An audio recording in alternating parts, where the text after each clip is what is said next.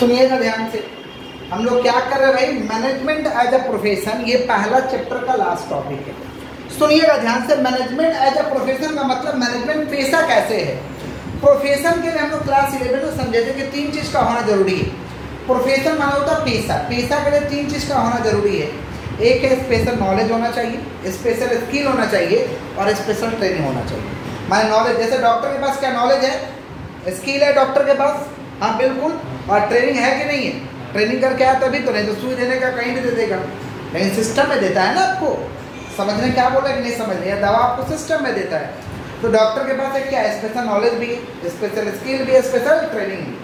तो इसको हम क्या कहेंगे, प्रोफेशन। तो यहाँ प्रश्न है कि management as a profession, management profession कैसे है। मैनेजमेंट प्रोफेशन है इसलिए क्योंकि मैनेजमेंट को करने के लिए भी ये 3 चीज़ चाहिए। समझ पा रहे हैं, मैनेजमेंट के ऊपर बड़ा बड़ा सा कोर्स बनाया गया, जैसे MBA BBA, समझ पा रहे हैं। तो नॉलेज लीजिएगा तो ही आप मैनेजमेंट कर पाइएगा। तो मैनेजमेंट प्रोफेशन कैसे है, क्योंकि देखिए मैनेजमेंट आप करिएगा तो ये क्या भाई, सर्विस मोटिव है, सेवा दे रहे, किसी के काम को मैनेज कर रहे नहीं, क्या दे रहे, सेवा दे रहे। तो मैनेजमेंट एज अ प्रोफेशन कैसे है, क्योंकि ये मैनेजमेंट जो होता है ये कौन सा मोटिव का होता है भाई, सर्विस मोटिव। दूसरा क्या, कोड ऑफ कंडक्ट, आपको रूल्स रेगुलेशन फॉलो करना होगा, नियम को फॉलो करना होगा, इसको हम क्या कहते हैं, कोड ऑफ कंडक्ट। क्या कहते हैं भाई, समझ रहे हैं। उसके बाद क्या, रेस्ट्रिक्टेड इंटरेस्ट, सभी लोग मैनेजमेंट में नहीं आ सकते हैं, आना है तो भाई डिग्री लेके आइए, कोर्स करके आइए, समझ पा, रेस्ट्रिक्टेड एंट्री।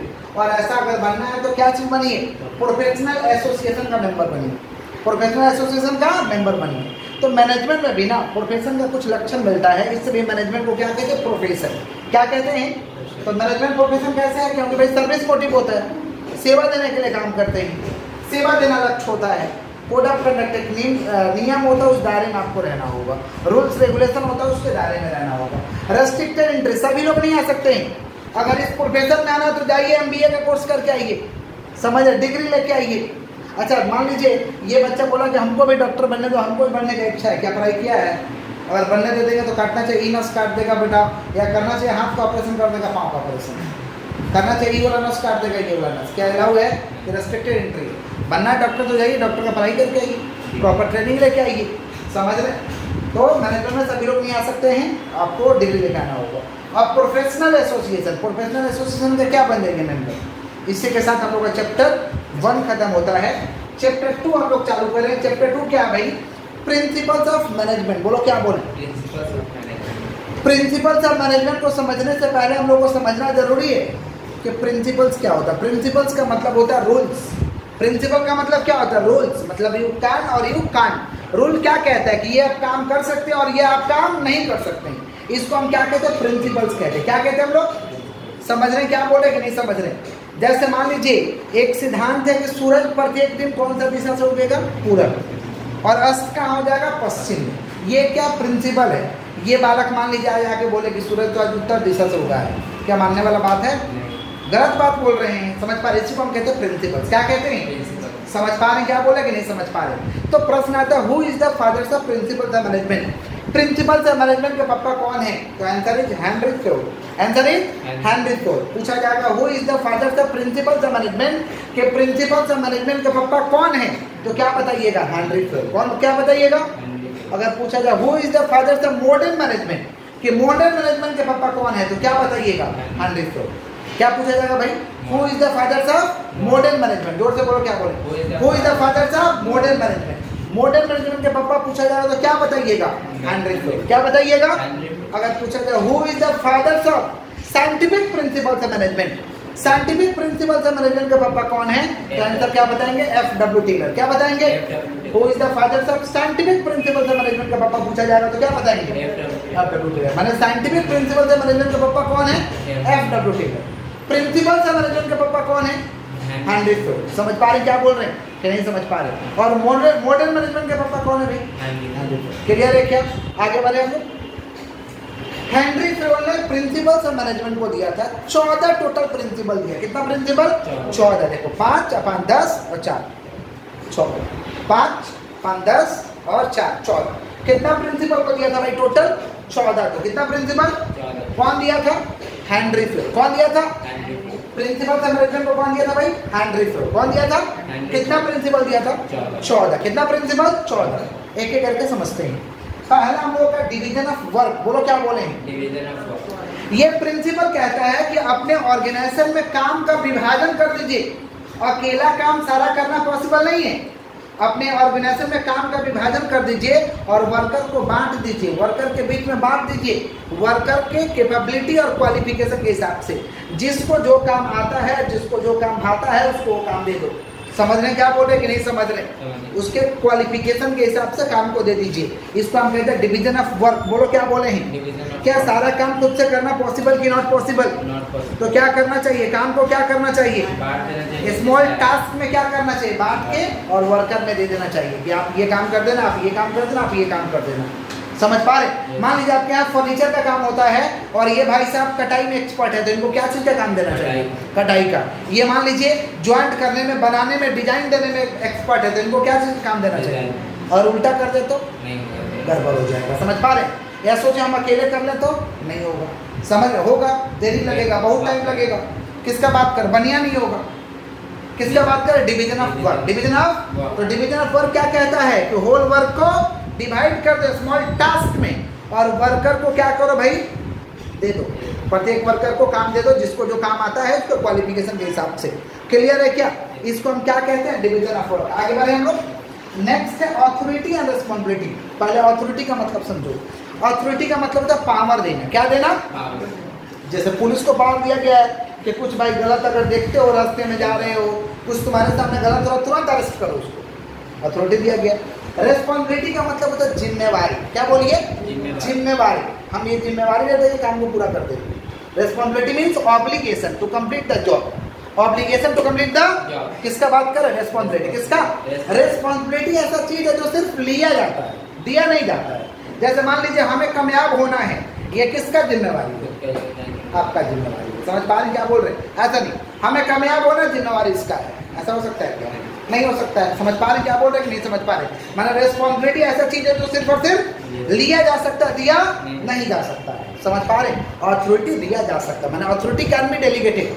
अथॉरिटी पावर हम दे सकते हैं, लेकिन रेस्पॉन्सिबिलिटी किसी को दे नहीं सकते हैं। तो ये प्रिंसिपल कहता है कि अथॉरिटी और रेस्पॉन्सिबिलिटी जब आप दे रहे हैं, समझ पा रहे, दोनों का बैलेंस होना चाहिए, दोनों का पैरिटी होना चाहिए, ताकि काम हमारा क्या हो जाए? समय पे पूरा हो जाए। समझ पा रहे? अथॉरिटी का कोई मिस यूज ना हो, गलत इस्तेमाल ना हो जाए। समझ पा रहे? अथॉरिटी का लोग गलत इस्तेमाल करते हैं, पावर का लोग गलत इस्तेमाल करते हैं, मिस यूज ना हो, ये ध्यान में रखते हुए क्या करना चाहिए? हमको अथॉरिटी और रिस्पॉन्सिबिलिटी का बैलेंस करके देना चाहिए, ताकि हम जो काम का कमिटमेंट किए वो समय से पूरा भी हो जाए। समझ में क्या बोले? क्लियर है क्या? तो authority means power to take the decision. Authority means power to take the, authority can be delegated, किसी और को अथॉरिटी दे सकते हैं। Responsibility means obligation to complete the job. वादा करते हैं काम को पूरा कर देंगे। It cannot be delegated, it cannot be delegated, but देते समय both must be balance. Balance होना चाहिए, पैरिटी होना चाहिए। समझे क्या बोले कि नहीं समझे? ताकि अथॉरिटी का मिसयूज ना हो। आगे बढ़े। नेक्स्ट है डिसिप्लिन। क्या होता है बोलिए? डिसिप्लिन का मतलब होता है general rules and regulation of the organization. Organization के जनरल रूल्स एंड रेगुलेशन को क्या कहते हैं? डिसिप्लिन कहते हैं। क्या कहते हैं? तो प्रत्येक ऑर्गेनाइजेशन को अपने ऑर्गेनाइजेशन को चलाने के लिए एक डिसिप्लिन बनाना चाहिए और उस डिसिप्लिन को खुद भी फॉलो करना है और सारे लोग फॉलो करेंगे। हर चीज का एक नियम रहेगा, एक दायरा रहेगा। इसको हम क्या कहते हैं? डिसिप्लिन। क्या कहते हैं बोलिए? क्लियर है क्या? ताकि हमारा ऑर्गेनाइजेशन क्या होगा? स्मूथ फंक्शनिंग से चलेगा। समझ रहे हैं क्या बोल रहे हैं? एफिशिएंसी बना रहेगा हमारा ऑर्गेनाइजेशन का। समझ पा रहे क्या बोल रहे कि नहीं समझ पा रहे? और हमारा ऑर्गेनाइजेशन बढ़िया तरीका से काम करेगा, ऑर्गेनाइजेशन का रेपुटेशन भी बना रहेगा। समझ रहे क्या बोल रहे? इसको हम क्या कहते हैं? डिसिप्लिन। क्या कहते हैं? तो प्रत्येक ऑर्गेनाइजेशन में डिसिप्लिन का होना जरूरी है। आप अपना ऑर्गेनाइजेशन चला रहे हो तो आप अपना डिसिप्लिन को तय करिए और आप खुद भी फॉलो करिए, सब फॉलो करिएगा। क्लियर है? नेक्स्ट है unity of command. Unity of command माने order given by only one boss. Order एक बॉस के जरिए होना चाहिए। माने ऊपर से ऑर्डर हुआ, एकदम नीचे तक आया, काम एकदम धड़ाधड़ होने हो जाना चाहिए। समझ पा रहे हैं क्या बोल रहे हैं? इसको हम कहते हैं यूनिटी ऑफ कमांड। क्या कहते हैं? Unity of command. अनेक बॉस ऑर्डर देने लगेगा, सब ऑर्डर देने लगेगा तो सामने वाला कंफ्यूज हो जाएगा, किसका पहले करें, किसका ना करें, किसका करें, कंफ्यूज हो जाएगा। समझ पा रहे? तो प्रत्येक ऑर्गेनाइजेशन में ऑर्डर देने वाला एक बॉस होना चाहिए। ऑर्डर देते ही काम चालू हो जाना चाहिए। इसको कहते हैं यूनिटी ऑफ कमांड, माने आदेश की एकता। आदेश की, समझ रहे हैं क्या बोल रहे हैं कि नहीं समझ रहे हैं? क्लियर है क्या? आगे बढ़े। Unity of direction. Unity of direction का मतलब होता है वन यूनिट वन प्लान। एक वो यूनिट है तो उसका एक ही तो प्लान होना चाहिए, उसी डायरेक्शन में सबको काम करना है, उसी आपका इंस्ट्रक्शन में सबको काम करना है। इसको हम कहते हैं यूनिटी ऑफ डायरेक्शन।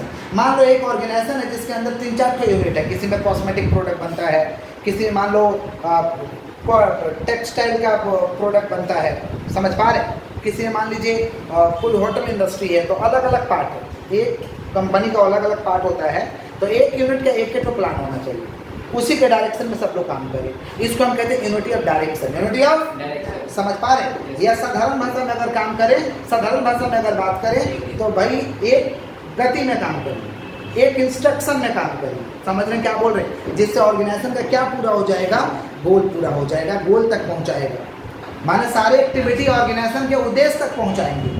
समझ रहे क्या बोल रहे हैं, इसको कहते हैं यूनिटी ऑफ डायरेक्शन। क्या कहते हैं, और साधारण भाषा में अगर समझें तो भाई काम को कैसे करना है, समझ रहे, बताने वाला एक जन होना चाहिए, उस इंस्ट्रक्शन में करवाने वाला भी एक जन होना चाहिए, ताकि सारे गति ऑर्गेनाइजेशन के गोल को पूरा करने में लगे, सारे एक्टिविटी ऑर्गेनाइजेशन को गोल को अचीव करवाने में लगे। इसको हम कहते हैं यूनिटी ऑफ डायरेक्शन। क्या कहते हैं, यूनिटी ऑफ डायरेक्शन।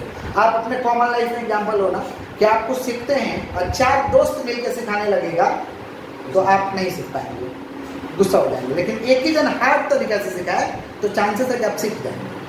समझ रहे, तो एक ऑर्गेनाइजेशन में एक यूनिट में एक ही तो प्लान रहेगा तो सभी लोग काम को सीख पाएंगे, सभी लोग बात को समझ पाएंगे, समझ पा रहे हैं, और उस डायरेक्शन में काम करेंगे तो ऑर्गेनाइजेशन का उद्देश्य जो है वो पूरा हो जाएगा। समझे, इसे क्या कहते हैं, यूनिटी ऑफ डायरेक्शन। आगे बढ़े हम लोग।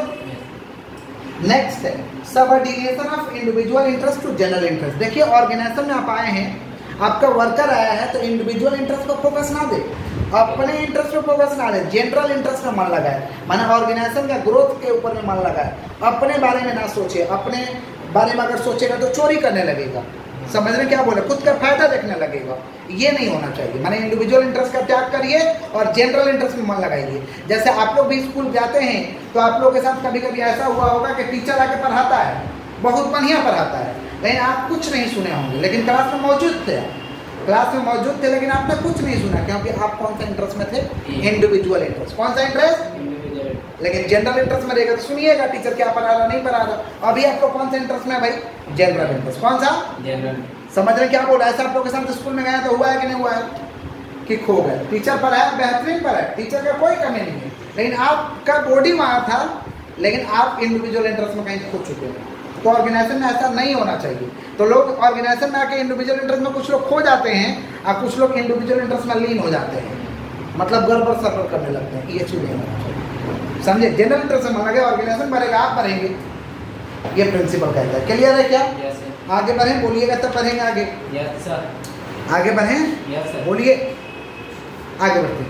Remuneration of personnel. Remuneration of personnel का मतलब होता है कर्मचारी को उचित सैलरी दो, फेयर सैलरी दो, ताकि वो डिससेटिस्फाइड ना हो।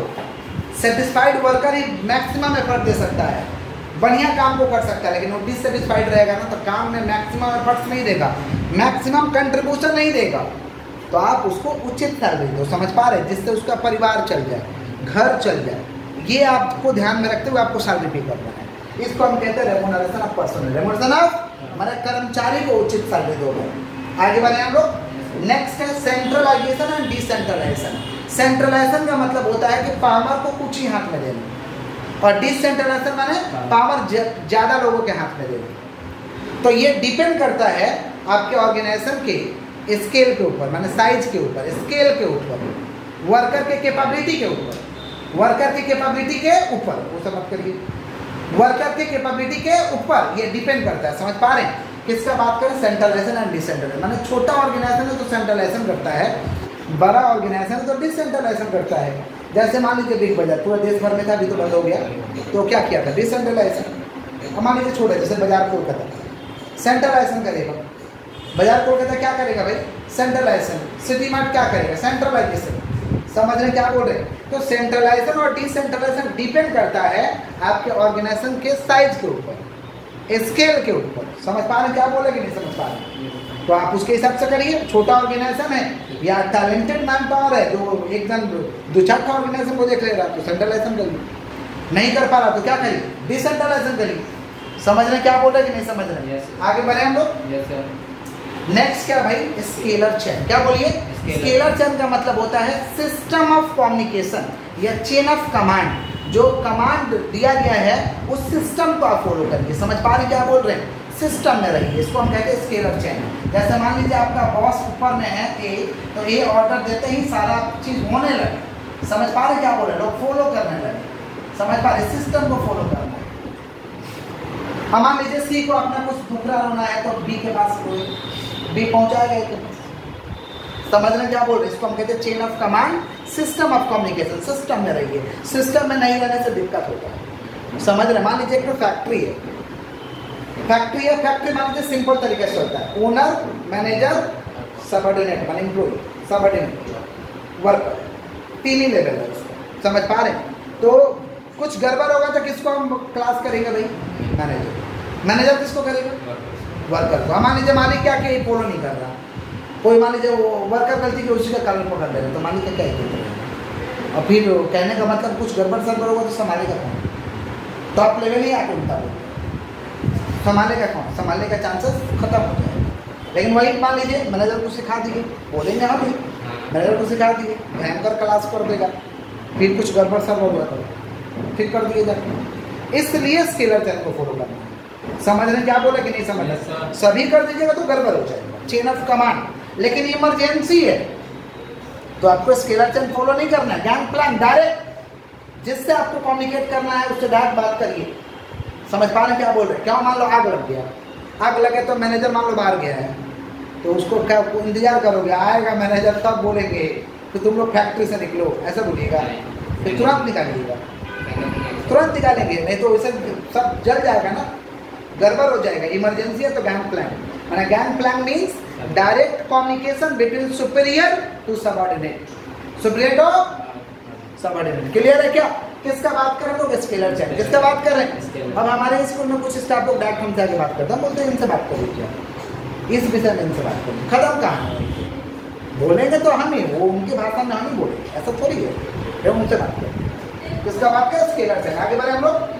नेक्स्ट है ऑर्डर। ऑर्डर का मतलब जो ऑर्डर दिया गया है उसको फॉलो करिए, जो बोला गया है वो करिए, जो इंस्ट्रक्शन दे दिया गया है, जो बोल दिया गया वो करिए। जैसे आप ही लोग आते हैं तो आप लोग डेली पूछते हैं कहाँ बैठे, कहाँ बैठे, पूछते हैं, बैठ जाते हैं, ऑर्डर अभी बैठ जाना है, डेली पूछते कहाँ बैठे, स्टार्टिंग में भी नहीं पूछते, मालूम है यहाँ बैठना, बात खत्म है। इसका बात का ऑर्डर, हाँ जवाब नहीं रहेगा तो बच्चे पूछते हैं तो उनको टूल वगैरह ला के दे दिया, वो बात अलग हो। किसका बात का ऑर्डर, क्या ऑर्गेनाइजेशन में जो ऑर्डर दिया गया वो करो, डेली पूछ के समय को बर्बाद मत करो, क्या करे नहीं करे, जो बोला गया वो करो, जहाँ बोला गया जो चीज़ रखने रखो। समझ पा रहे क्या बोले, इसका बात का ऑर्डर। किसका, नेक्स्ट है stability of tenure of personnel. Employ को एक काम पे कुछ दिनों के लिए रहने दो, बार बार काम मत चेंज करो। इक्विटी छूट गया, अच्छा। इक्विटी का मतलब होता है इक्वल जस्टिस, न्याय सबके लिए बराबर होना चाहिए। सैलरी अलग अलग हो सकता है, ये बात पहचाने वाला है। ये चार्टर्ड अकाउंटेंट है और ये नॉर्मल एम्प्लॉय है, चार्टर्ड अकाउंटेंट का सैलरी ज़्यादा होगा, नॉर्मल का कम होगा, ये बात पहचाने लायक है। लेकिन न्यायपालिका, न्याय वाला जो चीज़ है, इक्वल चीज़ सबके लिए होना चाहिए। छुट्टी का प्रक्रिया सबके लिए सेम होना चाहिए। समझ पा रहे हैं, सैलरी मिल रहा है तो जितना तारीख को मिल रहा है उतना तारीख को सबको मिलना चाहिए। समझे, कुछ पनिशमेंट देना है तो पनिशमेंट सबके लिए सेम होना चाहिए। समझ रहे, निकालना है तो निकालने का रूल सबके लिए सेम होना चाहिए। इसको हम कहते हैं इक्विटी। क्या कहते हैं, इक्विटी। समझ रहे हैं क्या बोल रहे हैं, माने इक्वल जस्टिस करो, न्याय इक्वल करो। समझ रहे हैं, मान लीजिए आप किसी को सस्पेंड कर रहे हैं, तो मान लीजिए दोनों गलती की, चार्टर्ड अकाउंटेंट ने गलती, ये भी किया, तो सस्पेंड करना तो दोनों को करिए, उनको 2 दिन का सस्पेंड तो इनको भी 2 दिन का सस्पेंड, माने इक्वल जस्टिस आपको करना है। इसको कहते हैं equity. Stability of tenure of personnel, माने एम्प्लॉय को अपॉइंट कर लिए ना, तो जिस काम के लिए अपॉइंट किए उस पर काम करवाओ कुछ दिन, ताकि वो काम को सीखे, बेस्ट वाला एफिशिएंसी दे पाए। बार बार काम चेंज करोगे तो काम सीख नहीं पाएगा, हो सकता है डिससेटिस्फाइड होकर काम छोड़ दे। इसको हम कहते हैं stability of tenure of personnel. बोलो क्या बोले, stability of tenure of personnel. आगे बढ़े। इनिशिएटिव। इनिशिएटिव का मतलब होता है कि भाई आप अपने एम्प्लॉय से अपने प्लान को डिस्कस करिए, बात करिए, करने जा रहे हैं, करें या ना करें, सुनिए, एम्प्लॉय को मौका दीजिए कि कुछ नया सोचो, कुछ बेटर लग रहा है तो बताओ हमको। समझे क्या बोले, ताकि हो सकता है कि हमारे दिमाग में नहीं आ रहा है, एम्प्लॉय के दिमाग में है, तो एम्प्लॉय को मौका दीजिए। समझ रहे, कि कुछ बेटर आपको दिखाई दे, कुछ बेटर ऑप्शन लग रहा है तो आप हमें बताइए। इसको हम कहते हैं इनिशिएटिव। क्या कहते हैं? समझ रहे हैं क्या बोल रहा हूँ? मैंने प्रेरणा लेना। क्या लेना? प्रेरणा लेना। सुनने में क्या जा रहा है? अपने प्लान को एक बार डिस्कस कर लेना। हो सकता है गलत करने जाए, कुछ हो सकता है लोगों के दिमाग में कुछ बात निकल तो उसको अमल करके और बेस्ट किया जाए, ध्यान देकर और बेस्ट किया जाए। इसको हम कहते हैं इनिशिएटिव। क्या कहते हैं? इनिशिएटिव। नेक्स्ट है स्पिरिट कॉर्प्स, माने मिलजुल कर काम करिए, टीम के साथ काम करिए, समझे, भाईचारा के साथ काम करिए, भाईचारा वाला एटमॉस्फेयर को बनाइए, भाईचारा वाला इन्वायरमेंट को तैयार करिए ताकि काम स्मूथ फ्लो से हो, टॉप लेवल पे हो। समझ पा रहे? इसको हम कहते हैं स्पिरिट कॉर्प्स। क्या कहते हैं हम लोग? Spirit corps. बोलो क्या बोले हैं? Spirit corps. समझ में आ गया है? जितना पढ़ाए हैं आप लोगों को लर्न करके आना है। That's for all. कुछ दिक्कत है तो एक बार देख लीजिए और पूछ लीजिए।